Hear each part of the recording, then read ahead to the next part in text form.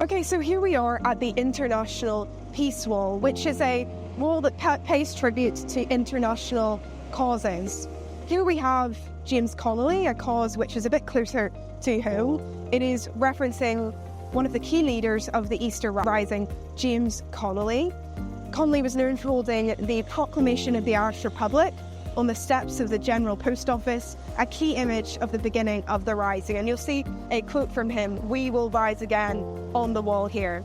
But as we move up the wall, you're going to see various international causes. You might be able to see there the Palestinian flag.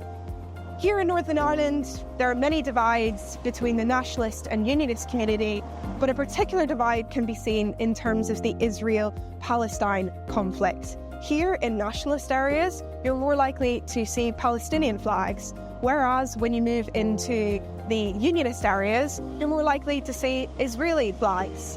Here on the wall, you're going to see another international cause.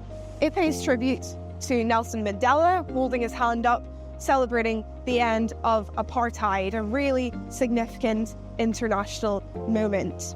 So that just highlights a couple of the international causes shown on this wall. A bit further up, we will see a Kurdish revolutionary fighter. You'll see the likes of Martin Luther King Jr., Obama, lots and lots of different, generally left-wing figures and generally anti-British causes.